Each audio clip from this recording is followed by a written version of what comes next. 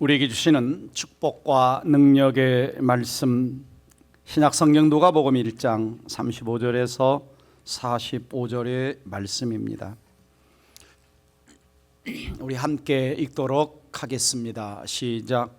천사가 대답하여 이르되 성령인에게 임하시고 지극히 높으신 이의 능력이 너를 덮으시리니 이러므로 나실 바 거룩한 이는 하나님의 아들이라 일컬어지리라. 보라 내 친족 엘리사벳도 늙어서 아들을 배었느니라. 볼에 임신하지 못한다고 알려진 이가 이미 6달이 되었나니 대저 하나님의 모든 말씀은 능하지 못하심이 없느니라. 마리아가 이르되 주의 여종이 오니 말씀대로 내게 이루어지기다 하매 천사가 떠나가니라. 이때 마리아가 빨리 산골로 가서 유대 한 동네에 이르러 사가라의 집에 들어가 엘리사벳에게 문안하니 엘리사벳이 마리아가 문안함을 들으매 아이가 복중에서 뛰노는지라. 엘리사벳이 성령의 충만함을 받아 큰 소리로 불러 이르되 이 여자 중에 내가 복이 있으며 내 태중에 아이도 복이 있도다. 내 주의 어머니가 내게 나오니 이 어찌된 일인가. 보라 내 문안한 소리가 내 귀에 들릴 때에 아이가 내 복중에서 기쁨으로 뛰놀았도다. 주께서 하신 말씀이 반드시 이루어지리라고 믿은 그 여자에게 복이 있도다. 아멘. 우리가 금년에 이런 말을 좀 많이 했으면 참 좋겠습니다. 한번 우리 읽어보겠습니다. 내 언어가 되기를. 시작. 친절한 말 한마디는 마음을 편안하게 하고 불친절한 말 한마디는 기분을 상하게 한다. 부드러운 말 한마디는 긴장을 풀어주고 거친 말 한마디는 마음을 불안하게 만든다. 사랑의 말 한마디는 희망을 주고 고압적인 말 한마디는 두려움을 준다. 즐거운 말 한마디는 친구를 만들며 실없는 말 한마디는 싸움의 불씨가 된다. 진실 있는 말 한마디는 서로를 믿게 하고 불성실한 말 한마디는 불신을 가져온다. 칭찬의 말 한마디는 용기를 갖게 하며 비난의 말 한마디는 분노를 일으킨다. 참 말은 힘이 있습니다. 그렇죠? 그래서 인간의 언어라고 하는 것은 단순히 너와 나 사이의 의사소통을 넘어서 우리의 생각과 감정을 표현할 뿐 아니라 사람들과 사람들 사이에 좋은 인간관계를 형성하고 그리고 내 언어를 통해서 온 땅 가운데 강력한 영향력을 미치는 것이 인간의 언어라고 할 수가 있습니다. 그래서 잠언 18장 21절에 같이 읽습니다. 죽고 사는 것이 혀의 힘에 달렸나니 혀를 쓰기 좋아하는 자는 혀의 열매를 먹으리라 그랬습니다. 혀의 힘이 우리의 사람을 살리기도 하고 죽기도 하는 것이죠. 그래서 민수기 14장 28절에 같이 읽습니다. 그들에게 이르기를 여호와의 말씀에 내 삶을 두고 맹세하노라. 너희 말이 내 귀에 들린 대로 내가 너희에게 행하리니. 자, 무슨 말입니까? 하나님은 우리의 말을 들으신다는 겁니다. 네, 들으시는데 들린 대로 너희에게 행하리니. 그러니까 사랑의 말을 하면 우리에게 사랑이 오고 축복의 말을 하면 축복이 오고 행복의 말을 하게 되면 행복이 오고 은혜스러운 말을 하게 되면 내 인생이 은혜로운 인생이 되는 것입니다. 어떤 언어를 말하느냐라고 하는 것은 우리의 삶에 대단히 중요하죠. 왜? 하나님이 들으신다고 그러십니다. 하나님이 들으신다. 그래서 인간의 언어도 엄청난 이렇게 힘이 있거든. 기록된 하나님의 말씀은 얼마나 엄청난 더 힘이 있겠는가. 그래서 오늘 성경을 보면 37절 말씀에 대저 하나님의 모든 말씀은 능하지 못하심이 없느니라. 하나님 말씀은 결코 실패하지 않는다. 하나님 말씀은 불가능이 없다. 하나님 말씀은 모든 불가능을 가능으로 만들 수 있는 파워, 힘이 있다라는 것입니다. 그래서 오늘 말씀의 제목은 하나님의 말씀은 불가능이 없습니다. 오늘 성경으로 돌아가서 보겠습니다. 어느 날 천사가 마리아를 찾아옵니다. 그래서 마리아에게 아기를 잉태하고 낳을 것이라고 이야기를 해주죠. 31절 보시면 오늘 우리가 읽진 않았지만 보라 내가 잉태하여 아들을 낳으리니 그 이름을 예수라 하라. 그리고 33절 보시면 그 아들은 영원히 야곱의 집을 왕으로 다스릴 것이라. 왕으로 다스릴 것이라. 그 나라가 무궁하리라. 자, 엄청난 이야기를 지금 마리아에게 해줍니다. 자, 무슨 말입니까?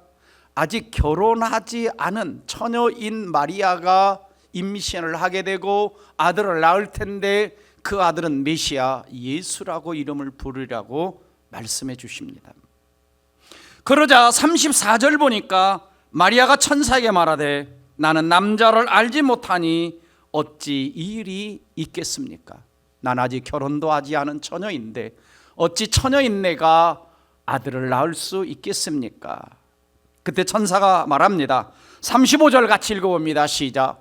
천사가 대답하여 이르되 성령이 내게 임하시고 지극히 높으신 이의 능력이 너를 덮으시리니 이러므로 나실 바 거룩한 이는 하나님의 아들이라 일컬어지리라.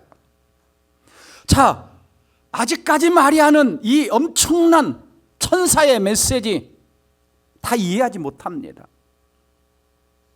거룩한 이를 낳게 될 터인데 그가 하나님의 아들이다. 자, 이해가 됩니까? 아니, 어쩌면 마리아는 다르게 생각했을지도 모릅니다. 아, 내가 곧 요셉과 이제 정혼을 하고 결혼하게 될 텐데 그때 내가 낳는 아이가 아마 엄청난 훌륭한 어떤 존재인가 보다, 이런 생각을 좀 할 수가 있겠죠. 왜냐하면 다른 어떤 임신의 방법은 상상할 수 없기 때문에.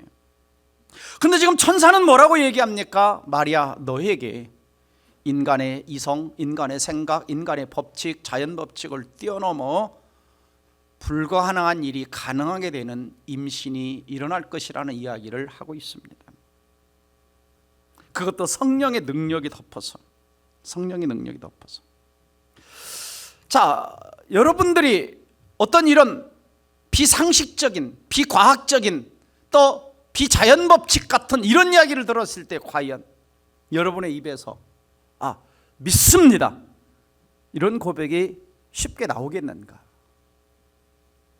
자, 저와 여러분의 삶이라는 것은 이 자연 법칙 속에 익숙해 있고 상식에 익숙해 있습니다. 과학 법칙 속에 우리는 살아가죠. 그렇기 때문에 이러한 이야기를 들을 때 잘 이해가 안 됩니다. 이해가 안 돼요. 정말 믿기 어렵죠. 그런데 오늘 성경은 우리에게 이 이야기를 들려주시는 이유 중에 하나가 뭐냐? 하나님 말씀이 임하면 불가능을 가능하게 만든다는 것입니다. 그래서 이 말씀을 통해서 몇 가지 좀 주님의 음성을 듣기를 원하는데, 첫 번째는 하나님의 말씀은 불가능을 가능으로 만들어준다. 따라서 합니다. 하나님 말씀은 불가능을 가능으로 만들어준다. 그렇죠? 37절 대저 하나님 말씀은 능하지 못하심이 없다. 하나님 말씀은 불가능이 없다. 하나님 말씀은 실패한 적이 없다. 하나님 말씀은 안 이루어진 적이 없다라는 것입니다. 반드시 이루어진다는 거예요. 왜요? 하나님이 어떤 분이십니까? 에레미야 32장 27절 같이 읽어봅니다. 나는 여호와요 모든 육체의 하나님이라 내게 할 수 없는 일이 있겠느냐. 하나님은 할 수 없는 일이 없다. 불가능이 없다. 또 누가복음 18장 27절 같이 읽습니다. 이르시되 무릇 사람이 할 수 없는 것을 하나님은 하실 수 있느니라. 사람은 할 수 없는 것 하나님은 하신다는 것입니다. 그리고 나서 오늘 본문으로 돌아가서 보시면 천사는 마리아에게 하나님은 얼마든지 불가능한 일을 가능하게 하시는 사례 하나를 이야기해 줍니다. 36절 보시면 보라 내 친족 엘리사벳도 늙어서 아들을 임신했는데 본래 임신하지 못한다고 알려진 이가 본래 임신하지 못하는데 벌써 임신한 지 6달 됐다. 6달 됐다. 6달. 그러니까 지금 천사는 마리아한테 뭐라고 얘기합니까? 야, 마리아야, 너 친척 엘리사벳 알잖아. 거기 나이도 많이 먹었고 임신이 불가능한 상태인데 지금 임신한 지 벌써 6개월 돼서 그거 누가 한 줄 아니? 하나님이 하신 거야. 하나님은 얼마든지 불가능한 것도 가능하게 할 수 있어. 그러면서 하신 유명한 말씀이 37절 되죠. 하나님의 모든 말씀은 능하지 못하심이 없느니라. 하나님 말씀은 불가능이 없다라고 말씀하신 겁니다. 여러분, 하나님 말씀의 능력을 믿습니까? 하나님 말씀은 불가능을 가능으로 하신다는 걸 믿습니까? 대단하신 분들입니다. 사실 우리는 날마다 우리의 삶이라고 하는 것은 어떤 우리 인간의 어떤 법칙 울타리 안에 살아갑니다. 그렇죠? 자연 법칙, 과학 법칙, 물리 법칙, 중력의 법칙, 이 법칙 안에 살아가죠. 그래서 우리 인간은 이성적으로 어떤 때는 그러한 이야기들이 잘 이해가 안 됩니다. 상식을 벗어나고 이성을 벗어나고 합리적인 걸 벗어나고 과학의 법칙을 벗어나는 것을 수용하기가 잘 어려워요. 그런데 지금 누구의 말씀입니까? 지금 이 말씀은 누가 말하고 있는 거예요? 천사를 통해서 하나님이 말씀하고 있는 겁니다. 그러면 하나님이 말씀하셨다면 하나님은 어떤 분입니까? 전지전능하신 분입니다. 하나님은 천지만물을 만드시고 자연법칙을 만드신 분입니다. 하나님은 모든 법칙 위에 계시고 모든 만물 위에 계십니다. 그러므로 하나님이 하신다면 모든 것이 가능한 것이죠. 지금 누가 하신다고 그럽니까? 하나님이 하신다는 것입니다. 여러분,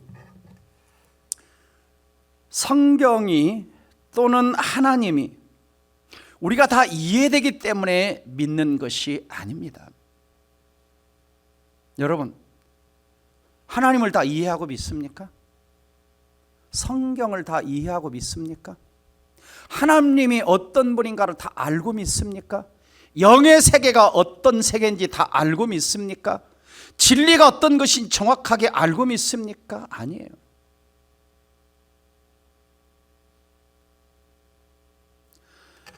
우리 하나님은 우리 인간의 머릿속에 담을 수가 없습니다. 하나님은 인간보다 크시고 하나님은 만물보다 크시고 하나님은 우주보다 크신 분이십니다. 내가 예수 믿고 신앙생활을 한다라고 하는 것은 하나님을 내 머릿속에 집어넣는 것이 아니라 하나님의 크신 능력 속에, 하나님 속에 들어가서 하나님이 주신 것을, 아주 작은 것을 맛보고 신앙생활하는 겁니다. 사실은 아주 티끌만큼 맛보는 거예요.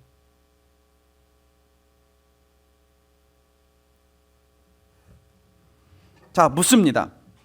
예수님이 구원자요 주님이신 거 믿습니까? 천국과 지옥이 있음을 믿습니까? 성경이 진리라는 걸 믿습니까? 네. 좀 소리가 좀 잘 안 들려요. 요즘 제가 이명이 조금 남아가지고 이 귀가 좀 잘 안 들릴 때가 있는데, 네. 다시 묻습니다. 성경이 진리인 거 믿습니까? 좀 확신되면 막 크게 막 천장 좀 하나님께 좀 들리도록. 천국과 지옥이 있음을 믿습니까? 어떻게 믿어져요? 자, 기독교의 독특성입니다. 분명히 내가 믿고 있어요. 예수님을 구원자와 주님으로 믿어지는 겁니다. 이게 기독교의 독특성입니다. 어떻게? 로마서 5장 5절의 말씀처럼 성령이 임하시면 하나님의 사랑이 우리 마음에 부어진다 그랬어요. 하나님의 사랑이 뭡니까? 십자가 사랑이죠. 그래서 성령이 임하시면 십자가 사건이 나의 사건으로 믿어지는 겁니다. 하나님이 나를 이처럼 사랑하셨다는 것이 믿어지는 거예요. 성경이 진리라고 하는 그냥 다가와 버립니다. 이게 기독교의 독특성입니다. 그래서 기독교는 믿어지게 하시는 겁니다. 왜요? 하나님이 살아계셔서 역사하시기 때문에. 그러니까 오늘 본문에서 얼마든지 마리아가 결혼을 안 했어도 성령의 능력으로 임신하게 하실 수 있다는 이야기, 불가능을 가능으로 하나님은 얼마든지 하실 수 있다는 것입니다. 자, 우리 인생도 마찬가지입니다. 살아가다 보면 저나 여러분이나 우리 인생 앞에 불가능한 문제들을 많이 만납니다. 거대한 넘어가기 어려운 산들도 만나고 건너기 어려운 더 큰 강들도 만나고 인생의 불가능한 장벽들을 만날 때 어떻게 합니까? 어떻게 해요? 성경을 보시면 하나님은 종종 하나님의 백성들을 불가능한 상황에 두시면서 믿으라고 하십니다. 이스라엘 백성들을 홍해 앞에 두시면서 건너가라고 하십니다. 그것이 어떻게 가능합니까? 보리떡 5개와 물고기 2마리를 가지고 5,000명에게 나눠주러 가십니다. 어떻게 가능합니까? 아브라함에게 사라가 이미 90세가 넘었고 생리가 끊어졌는데 사라에게서 나는 자라야 넷이라 칭하리라. 어떻게 이것이 가능하자는 거예요? 인간은 불가능하지만 하나님은 하실 수 있다는 것입니다. 대저 하나님의 모든 말씀은 능하지 못하심이 없느니라. 다시 묻습니다. 창세기 1장 1절을 믿습니까? 네. 엄청납니다. 창세기 1장 1절이 믿어진다? 기적 같은 일입니다. 하늘 어마어마합니다. 하나의 은하계만 해도 100억 개의 별이 있고 그런 100억 개가 있는 그 은하계가 10억 개쯤 또 있다고 합니다. 그 하늘을 하나님이 만드셨다. 그리고 이 땅을 만드셨다. 믿어지는 것은 은혜입니다. 그 하나님이신데 빛이 있으라 하니까 빛이 있었고 해와 달과 별들이 있으라고 하니까 그대로 되었고 아브라함에게 내 자손이 하늘의 별처럼 많아지리라 그대로 되었고 여리고 성이 무너지리라 그대로 되었고 나사로야 나오너라 그대로 되었습니다. 왜요? 하나님 말씀이기 때문에. 그래서 하나님 말씀이 임하면 불가능의 상황이 가능의 상황으로 바뀌는 거죠. 성경은 이렇게 말씀합니다. 에레미야 32장 17절 같이 읽어봅니다. 슬프도 소이다. 주 여호와여 주께서 큰 능력과 표심팔로 천지를 지으셨사오니 주에게는 할 수 없는 일이 없으시니.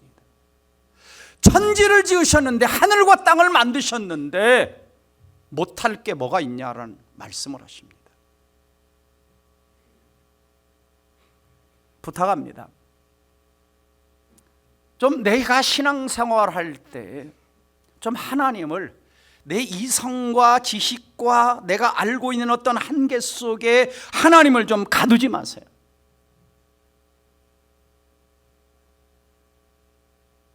너무나 많은 신학자와 또 학자들이 성경을 잘라냈어요. 그래서 거기서 생겨난 것이 자유주의 신학입니다. 자유주의 신학은 성경의 기적적인 것을 잘라냈어요. 신학을 한다고 하는 사람들이, 성경을 연구한다고 하는 사람들이 잘라냈어요. 무슨 말이냐? 이스라엘 백성들이 홍해를 건널 때에 얕은 갈대밭은 데를 건너서 마치 물을 건너가는 것처럼 보였고, 이스라엘 백성 저기 유대 광야에서 보리 5개 물고기 2마리 먹을 때 어린 소년이 갔다가 예수님께 드렸고 나머지는 도시락 싸가지고 온 걸 펴서 먹었고,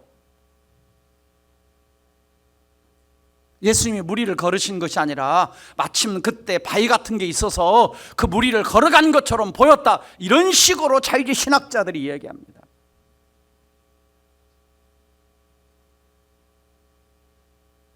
성경 요한계시록 마지막에 가서 뭐라고 얘기하느냐? 이 성경에 기록된 것을 빼면 뺀 만큼 저주를 받고 더하면 더한 만큼 저주를 받는다고 했어요. 무서운 얘기입니다. 그 얘기는.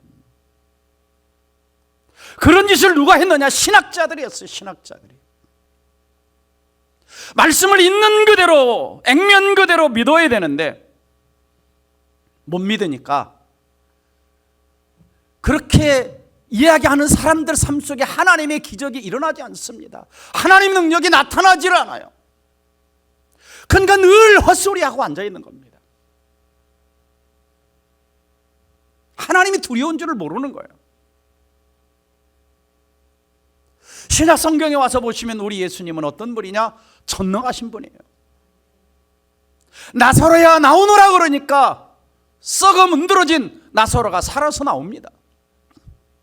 바다를 향해서 풍랑아 잠잠하라, 바다야 고요하라니까 그대로 돼요. 물을 가지고 화학적 변화를 일으켜서 포도주를 만드시죠. 예수님의 말씀은 전능입니다. 못하실 것이 없어요. 우리가 예수 믿는다 그랬을 때 단순해야 됩니다. 단순해야 돼요. 그래서 하나님이 하신다 그러면 아멘. 그것이 우리 신앙생활의 태도고, 아멘 할 때 기적을 경험하는 것입니다. 오늘 이 자리에 앉으신 여러분의 삶 속에 어떤 불가능한 일들이 있습니까? 오늘 37절의 말씀을 붙드시기 바랍니다. 대저 하나님의 모든 말씀은 불가능, 못하실 것이 없느니라. 내 삶 속에, 내 가정 속에, 내 자녀 속에, 내 인생 가운데 오늘 이 말씀이 임하여 주옵소서. 불가능을 가능으로 바꾸어 주시옵소서. 내 힘으로 안 되는 거 하나님이 해 주시옵소서. 믿음의 역사가 일어나기를 주 이름으로 축원합니다. 그래서 첫 번째 하나님 말씀은 임하게 되면 불가능을 가능으로 바꾸신다. 두 번째 하나님 말씀은 우리에게 믿음을 불러일으킵니다.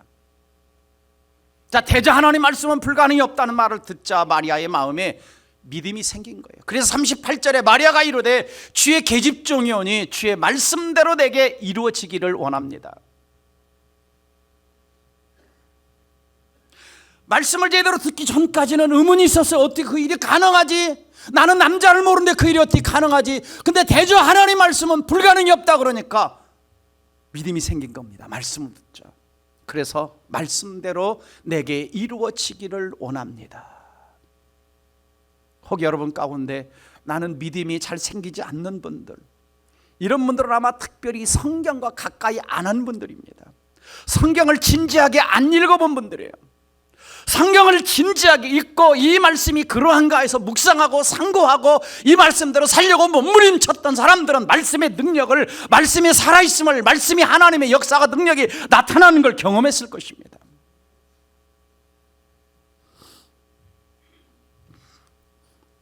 여러분, 대한민국을 보세요. 이 나라가 이렇게 많은 크리스찬이 있었던 나라가 아닙니다. 사실 이제 500년 얼마 나라는 노론과 서론, 당파 싸움, 양반과 쌍놈, 나라가 기울었죠. 그러나 구한말에 이 나라에 복음이 들어옵니다. 민족을 깨우기 시작하죠. 미신을 섬기고 우상 숭배를 하고 불상 앞에 절하고, 아직도 그런 미신의 풍습이 남아있는데 참 건물을 새로 들어가거나 지을 때마다 돼지 대가리 갖다 놓고 그 돈 꼽아놓고 복 달라고. 참. 또 연초가 되면, 요즘도 그런 집들이 있는지 모르겠는데, 가게를 들어가 보면 복조리 걸어놓고 그 다음에 마른 병태 걸어놓고, 이런 민족이었습니다. 근데 복음이 들어가고 하나님 말씀이 들어오자 죽었던 영혼이 살아나기 시작을 했어요. 죽었던 이성이 깨어나기 시작을 했어요. 이 땅에 6만 개 교회가 세워진 것입니다. 예수 그리스도를 구원자와 주님으로 고백한 것입니다. 제가 섬겼던 사랑의 교회사가 늘 주일날 예배 끝날 때마다 가끔 그런 생각을 했어요. 제가 마지막 2001년도까지 섬겼는데요, 14년 동안 주일날 작년 출석이 2만 명, 어린이 출석이 주일학교가 1만 명이 출석, 3만 명이 출석을 했습니다. 수많은 사람들이 예배를 드리고 가는 모습들을 보면서 도대체 예수가 어떤 분이기에, 말씀이 무엇이기에 이 수많은 사람들이 큰 분을 예배하겠다고 이 주일날 찾아와서 예배를 드리고 가는가. 제가 제자 훈련 시켰던 그 남성들, 18명이 제 앞에 앉아 있습니다. 똑똑한 사람들이에요. 고등법원 판사, 변호사 2사람, 대학 교수 2사람, 치과의사 2사람, 외국계 기업 대표, 우리나라 유수한 시계회사 회장, 이런 사람들이 제 앞에서 말씀을 공부합니다. 도대체 이 사람들이 뭐가 부족하기에? 그러나 그들이 말씀을 공부하면서 성경을 읽으면서 하나님 앞에 엎드리고 하나님을 예배하고 하나님을 경배하고 그들이 믿음이 성장하고 하나님 나라와 비전과 꿈을 가진 사람들로 살아갑니다. 말씀 앞에 엎드리는 것이죠. 히브리서 4장 12절 말씀을 읽어봅니다. 시작. 하나님의 말씀은 살아있고 활력이 있어 좌우의 날선 어떤 것보다 예리하여 혼과 영과 및 관절 골수를 찔러 쪼개기까지 하며 또 마음의 생각과 뜻을 판단하나니. 여러분, 말씀은 살아있습니다. 살아서 어떤 영혼 속에 들어가면 잠자는 죽었던 영혼을 살려내고 잠자는 믿음을 끼우고 잠자는 이성을 깨우고 내 인생의 무의미한 인생을 가치 있고 의미 있는 인생으로 바꿔주는 능력이 말씀에 있는 겁니다. 그래서 내 믿음이 안 자란다고 생각되시는 분이 계시다면 금년 한 해 동안 말씀 속에 파묻혀 보세요. 그래도 믿음이 안 자란 분은 저한테 찾아오시면 제가 비법을 가르쳐 드리겠습니다.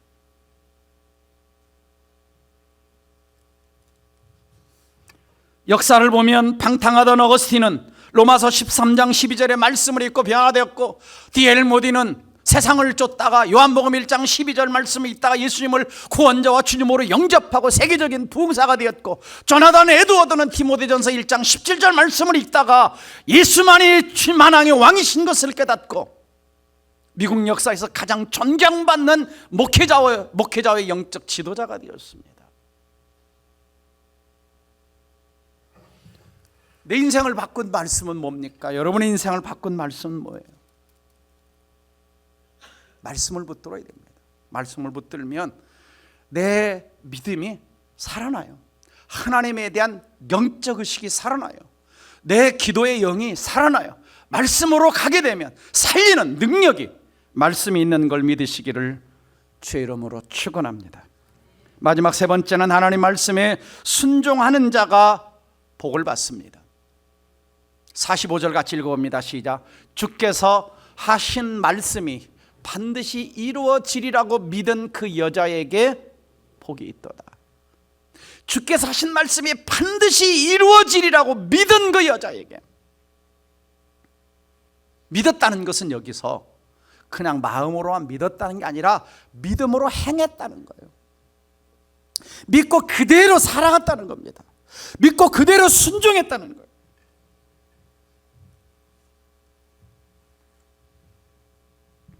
사실은 마리아가 이 말씀 그대로 믿고 따라간다는 것은 자칫하면 죽을 수도 있는 상황입니다.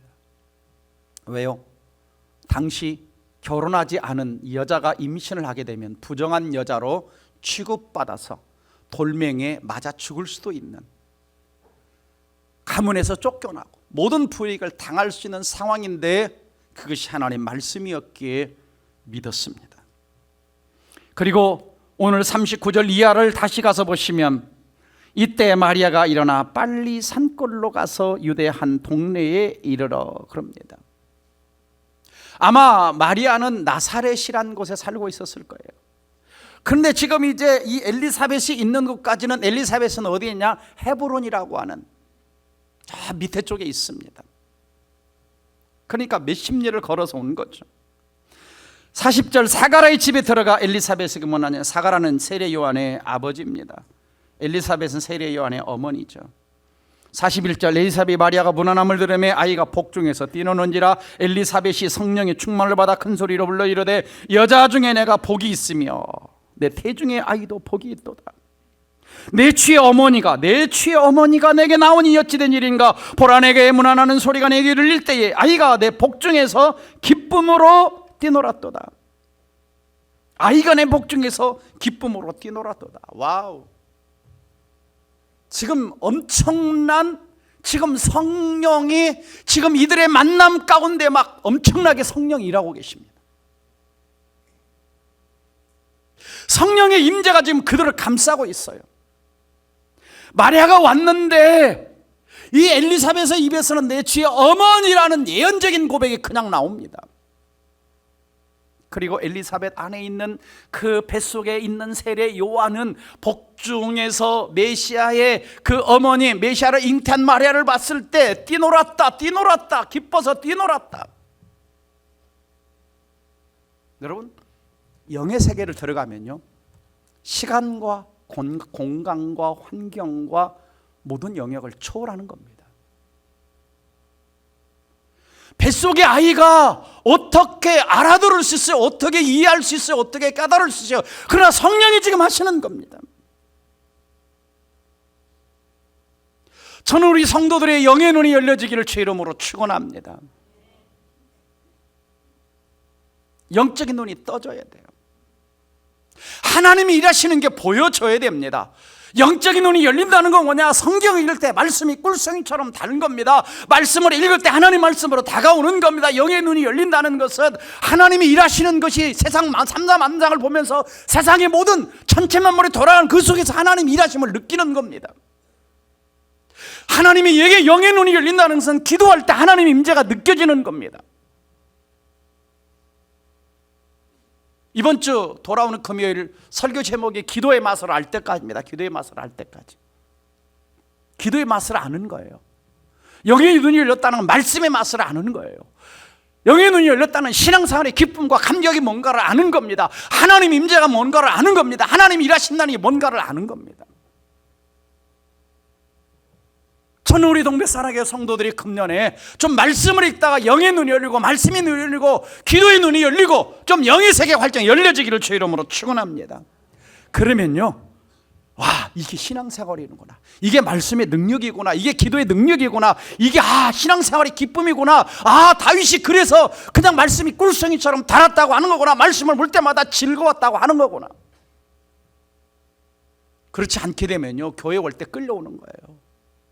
그걸 또 왜 가야 되나? 왜 가야 되나?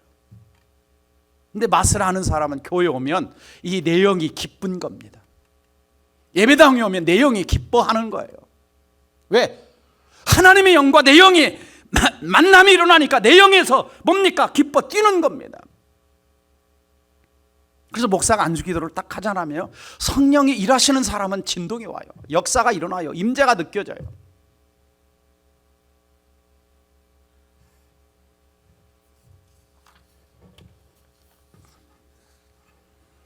45절 같이 읽어봅니다. 45절 다시 한번 읽습니다. 시작.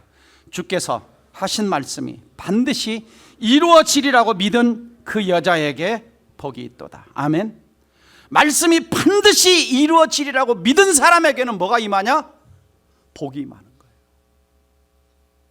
하나님께 쓰임받는 복, 메시아의 육신의 어머니가 되는 복, 오고는 역사 속에서 존귀한 이름이 되는 겁니다. 그러므로 우리는 말씀을 들을 때에 아멘하고 받아들이기를 바랍니다. 그래서 사람들은 네 부류의 사람이 있어요. 말씀을 들을 때 저거 안 믿어져, 저거 거짓말이야, 어떻게 저걸 믿을 수가 있어, 어떻게 동정녀 탄생이 가능해, 어떻게 보리떡 5개 물고기 2마리로 5,000명이 먹어, 불신앙의 사람들이 있습니다. 성경은 안 믿는 만큼 손해입니다. 안 믿는 만큼 자기 손해예요. 그래서 성경을 안 믿으면 결국은 뭡니까? 가장 큰 손해에는 불과 유황불 모신 지옥에 던져지게 됩니다. 더디 믿는 사람들이 있어요.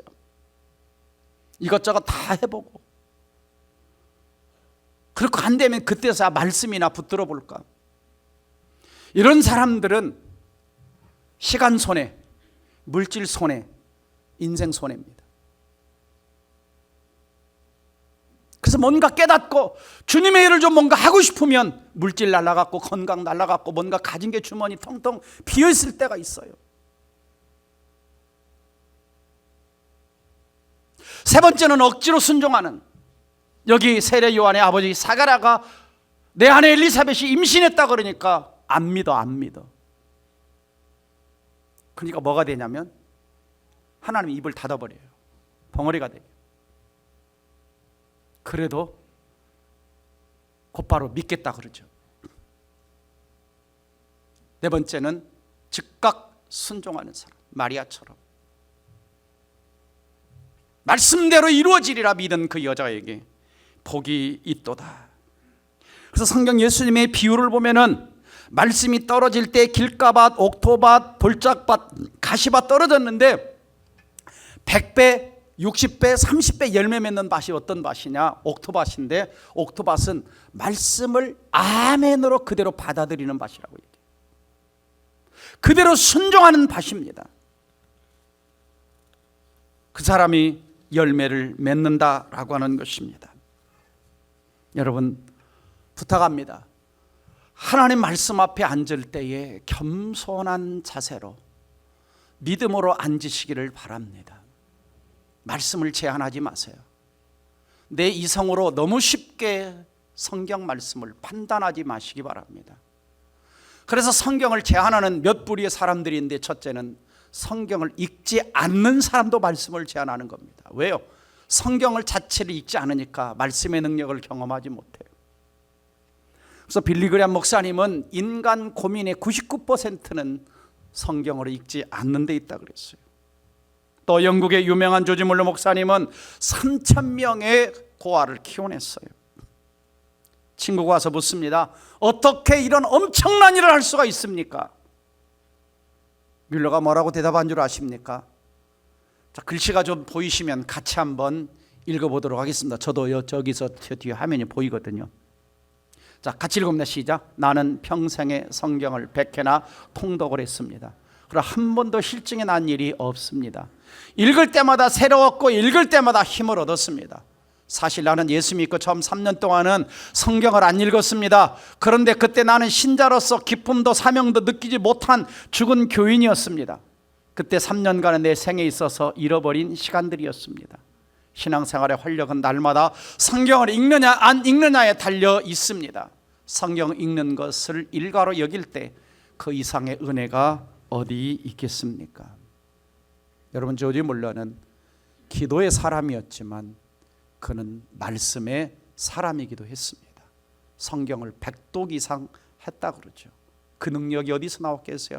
말씀에서 나온 것입니다. 두 번째는 성경을 100% 그대로 믿지 않는 것도 하나님 말씀을 제한하는 거예요.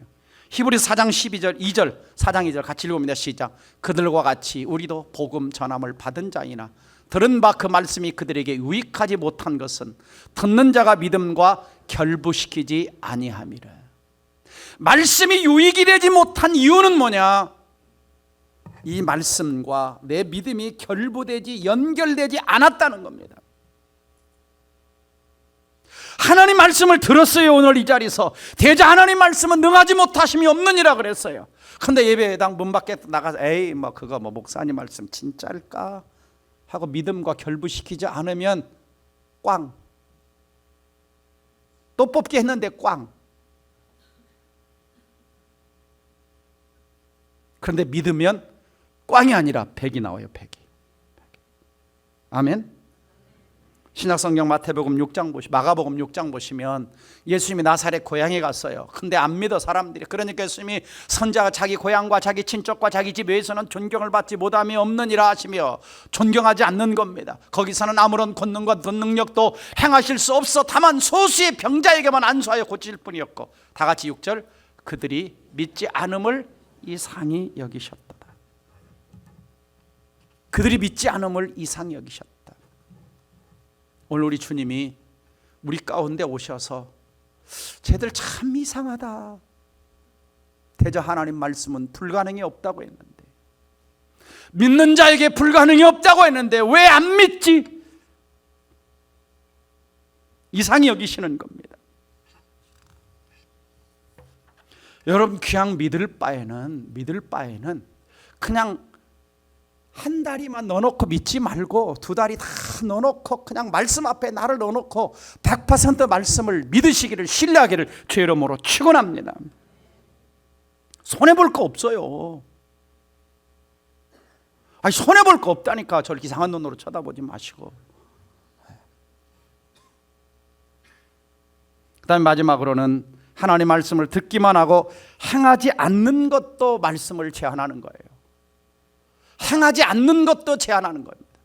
자, 야고보서 1장 22절 같이 있습니다. 시작. 너희는 말씀을 행하는 자가 되고 듣기만 하여 자신을 속이는 자가 되지 말라 그랬습니다. 말씀을 오늘 들었습니다.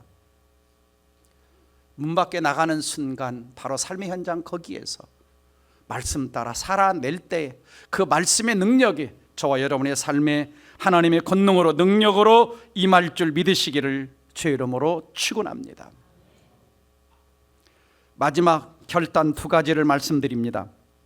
첫 번째는 좀 금년에 성경이 좀 너덜너덜할 때까지 읽으시기를 주의 이름으로 축복합니다. 성경책에 달아서 너덜너덜할 정도로 읽는 것이 성경을 사랑하는 것이요, 성경 말씀 구절마다 밑줄이 많이 그어진 사람이 하나님을 향하여 갈급한 사람인 것이요, 성경에서 자신의 인생에 대한 해답을 찾으려고 몸부림치는 사람이 성경을 사랑하는 사람입니다. 그래서 목사가 신방 갔을 때 성경 누가복음 1장 35절 핍시다 그러는데, 가끔 보면 성경을, 원래 그 성경은 목사님 오면 피려고 좀 보관했는지 모르겠지만 이게 딱 붙어가지고 안 떨어져. 이게 아직도 이게 이 처음 살 때 이게 안 떨어져가지고 따다다다다다. 그때 목사 생각이 무슨 마음이 들겠어요? 그 성도의 영적 수준을 금방 파악하는 겁니다. 그래서 제가 신방 갈 때는 좀 성경이 너덜너덜한 거 좀 많이 읽은 채라도 좀. 근데 어떤 분은 막 이게 붙어가지고 안 떨어져. 막 얼마나 성경을 안 폈는지. 어떤 분은 사온 상태로 그대로 있어. 사온 상태. 언제 성경을 폈는지 깨끗해. 좀 성경을 너덜너덜. 그래서 시편 119편 148절 같이 읽어봅니다. 주의 말씀을 조용히 읊조리려고 내가 새벽녘에 눈을 떴나이다. 영어로 뭐라고 써 있는가 잘 보세요. 내 눈이 계속 열린 상태로 머물러 있습니다. The night watch, 밤을 깨우면서. That I might meditate, 묵상하다. On your word, 당신의 말씀을 묵상하려고. 밤새 내 눈이 열린 상태로, 밤새 열린 상태로.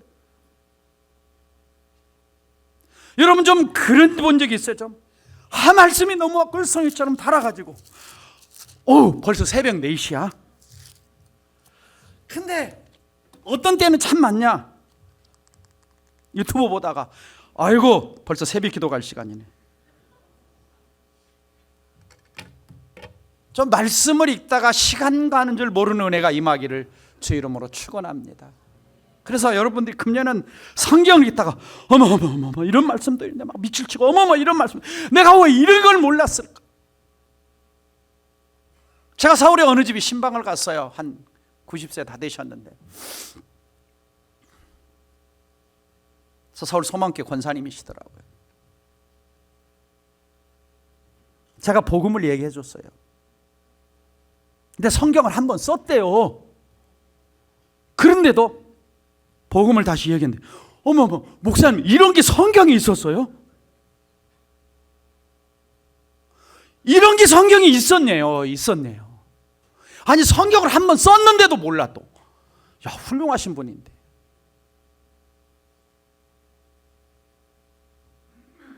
좀 그런 분들이 없기를 바랍니다. 또 하나 결단, 마지막으로는 하나님 말씀을 좀 최고의 가치로 여기는 삶을 살아가자. 시편 119편 14절 같이 읽습니다. 시작. 내가 모든 제물을 즐거워함 같이 주의 증거들의 도를 즐거워하였나이다. 여러분 돈 좋아하시죠?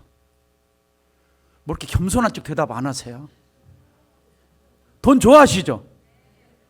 우리 하나님이 금년에 듬뿍 주시기를 바랍니다. 네, 통장에 탁 채워주시고 창고가 가득 차고 숫소는 무겁게 싣고 소떼와 양이 천천만만으로 가득하기를 주의 이름으로 축원합니다. 근데 이 시편 기자는 내가 돈을 즐거워하는 것처럼 말씀을 즐거워했다 그랬습니다. 그렇잖아요. 요즘 제가 어떤 드라마를 잠깐 보니까 다리미 패밀리 다리미,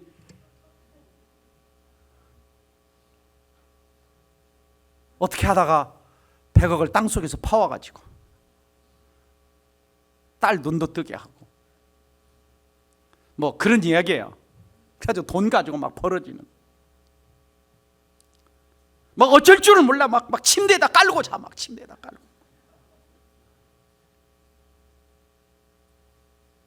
사람들이 돈을 얼마나 좋아하는지.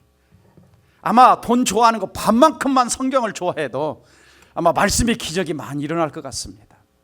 또 성경 구절 띄워보세요. 방금 시편 19편 9절 10절 시작. 여호와의 법도는 진실하여 다 의로우니 금 곧 많은 순금보다 더 사모할 것이며 꿀과 송이꿀보다 더 달도다.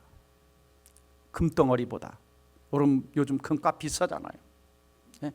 근데 말씀의 금이 더 비싸다는 걸 믿으시기를 주의 이름으로 축원합니다.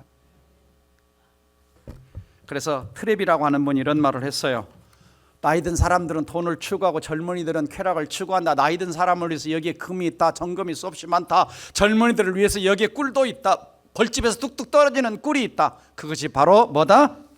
하나님의 말씀이다. 그래서 시편 119편 165절 같이 읽습니다. 시작. 주의 법을 사랑하는 자에게는 큰 평안이 있으리니 그들에게 장애물이 없으리로다. 아멘. 금년에 좀 말씀을 사랑하시길 바랍니다. 다시 띄워주세요. 좀 너무 빨리 지나가지 말고 저런 구절을 암송해야 돼요. 주의 법을 사랑하는 자에게는 뭐가 있어요? 평안이 있어요. 그들에게 뭐가 없어요? 장애물을 치워주신다. 말씀이 앞서가서 일을 하신다는 겁니다. 금년 안에 우리가 뭘 붙들고 사시겠습니까? 남편 붙들고 사시겠습니까? 아내 붙들고 사시겠습니까? 자식 붙들고 살겠습니까? 통장 붙들고 살겠습니까? 말씀을 붙들어야 말씀 속에서 금덩어리도 나오고 능력도 나오고 치유도 나오고 회복도 나오고 복이 쏟아져 나오는 줄 믿습니다. 그래서 라일은 이런 말을 했어요. 시작. 성경을 가진 자는 행복하다. 성경 읽는 자는 더 행복하다. 가장 행복한 자는 단지 읽기만 하는 자 아니라 성경에 순종하는 사람이다. 한 절 더 읽고 마치겠습니다. 이사야 55장 11절 시작. 내 입에서 나가는 말도 이와 같이 헛되이 내게로 되돌아오지 아니하고 나의 기뻐하는 뜻을 이루며 내가 보는 일에 형통함이니라. 그렇습니다. 금년 한 해 하나님 말씀은 내 인생의 불가능을 가능으로 바꿔주는 힘이 있습니다. 내 믿음을 불러일으켜서 하나님 앞에 능력 있는 신앙이 되게 하고 순종할 때 복 있는 사람이 될 줄 믿습니다. 기도하겠습니다. 사랑하는 성도 여러분, 하나님은 금년에 우리에게 세상의 어떤 금덩어리보다 어떤 돈다발보다 더 엄청난 보물인 말씀을 선물로 주셨습니다. 우리는 말씀 속에서 보물을 캐내야 됩니다. 그러려면 샅샅이 뒤져가면서 말씀을 읽어야 됩니다. 말씀이 너덜너덜해지도록 좀 금년에 한번 성경을 읽어봅시다. 그리고 성경에 기록된 복이 뭔지 능력이 뭔지 하나님의 살아계심이 뭔지 경험하는 우리 성도들이 되기를 원합니다. 오늘 이 말씀 붙들고 정말 말씀을 통해서 금년에 불가능을 가능으로 바꿔주는 하나님의 역사를 경험하는 살아있는 믿음의 사람, 성경의 사람 되게 해달라고 함께 통성으로 기도합니다. 다 함께 기도하겠습니다.